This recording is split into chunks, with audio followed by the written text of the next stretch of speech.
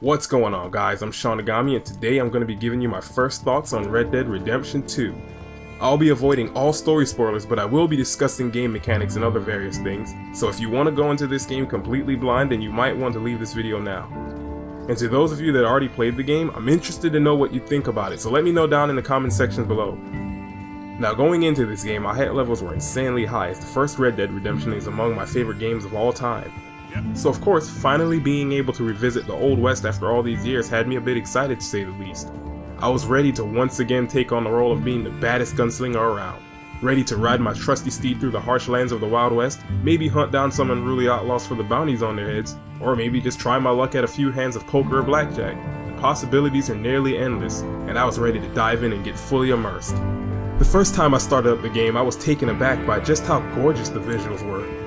Of course, it's not the first time a game has looked this good, but with the way the lighting is handled mixed with the beautiful landscapes and vast draw distances, everything was truly a sight to behold. At the end of the Outlaw era, Red Dead Redemption 2, set before the events of the first Red Dead Redemption, follows the story of Arthur Morgan, the senior member of the Van der Linde gang. The kind of man that Arthur is throughout the story is determined by the actions and choices you make as you play the game. Will Arthur be an honorable man, helping the people he encounters on his journey?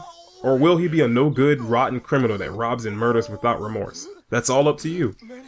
I went into the game telling myself that I was going to live the outlaw life to the fullest, putting everyone I came across at gunpoint and stealing everything that I could. And if they even dared put up a fight, then they'd meet a swift end by my revolver. Of course, things didn't exactly play out that way because I'm good-natured at heart.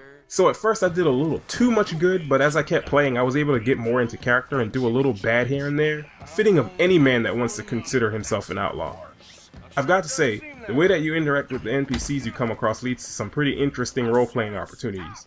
It's not along the lines of something like, say, The Witcher or Mass Effect, but you're able to greet or antagonize people who will interact with you in a lot of different ways depending on how they view you.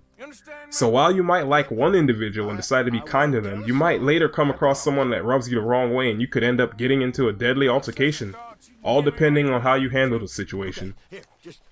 Then there's the camp.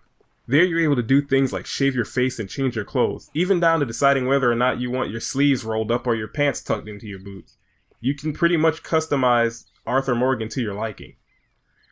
You can also donate valuables and supplies, and give money to contribute to the camp, which ups the morale of the group, as well as allow for some upgrades to various areas of the camp, including Arthur's own tent. The rest of the gang are able to donate and help out too, but so far I haven't really seen anyone pitch in as much as I have. Like the other NPCs you come across, you can also conversate and interact with the members of the Van der Linde gang as they go about their daily tasks, including things like playing a dangerous game of five-finger fillet. Again, the interactions are nothing huge, but it's a nice touch that allows you to get to know your allies a little better. And where would Arthur be without his trusty steed? In Red Dead Redemption 2, taking care of your horse is about as important as taking care of Arthur himself. You increase their bond by brushing, feeding, and even simply walking with them. The stronger the bond with your horse, the more stamina and health it has. It'll be easier to handle, and it can hear your whistle from longer distances. They can also be named, outfitted with new saddles, as well as changing their manes and tails at stables you come across throughout your travels. But that's not all that horses are useful for. Arthur is not able to store an arsenal of weapons in his pockets like you can in most games. Here we're made to follow a little bit of realism. The weapons that Arthur aren't holding are stored on his horse, and that can be accessed by simply walking up to it and going to the weapon wheel and selecting what you want to equip. To get new horses, you can either buy them at stables or you can go out and lasso your own if you come across any wild ones. Then you just take the saddle from your old horse and put it on your new one. But be careful, because if they aren't calm, they will kick the heck out of you. And of course, every outlaw needs a gun. At stores found throughout towns, you can buy and customize your weapons ranging from revolvers, rifles, shotguns, holsters. Heck, you can even customize your knife. There you can also buy gun oil to clean and maintain your gun so that they stay at peak performance. You can't have your gun jamming on you in the middle of a shootout now, can you? Not maintaining your weapons can very well cost you your life, so it's better to stay on top of things and make sure your weapons are well taken care of. Other things to do around town include buying supplies like food and bait from the general store. You can walk around the store and just pick them off the shelf and buy them, or you can look through the catalog and get them that way. Clothing is also sold at the store, and you can either buy pieces separately or as whole outfits. My personal favorite is the Valentine outfit. Aside from shops, you can attend the theater for a show, play poker or blackjack if you're the gambling type, or just relax and take a much needed bath after a hard day's work. For a little extra, you could have a woman come in and bathe you so you don't have to. I don't know about you guys, but after getting in all those shootouts, I think Arthur wouldn't mind a little company during his bath. Things to do outside of town include hunting down animals for food. Using a bow is ideal because the less damage you do to make the kill, the more valuable the pelt is.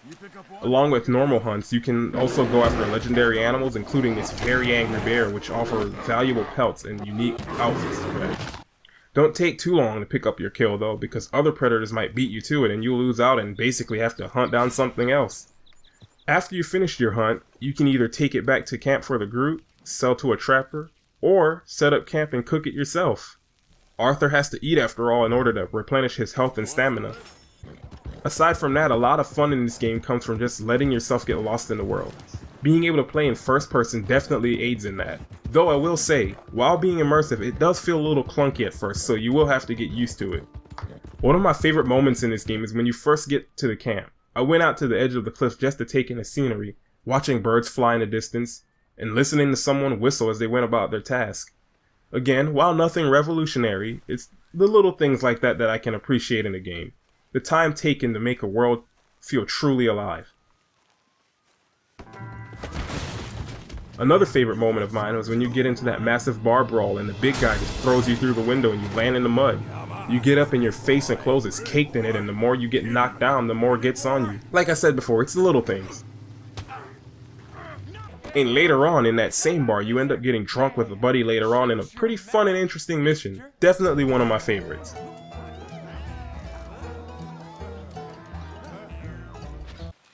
But my most favorite moment comes from when I was out hunting. I came across some birds and started shooting them down with my bow, only to turn around and be surprised by the sight of a double rainbow. One rainbow is nice, but not just anyone can say they've seen a double rainbow. But seriously, it's the little moments like this that I really enjoy. All of these things together form Red Dead Redemption 2 into the massive game that it is.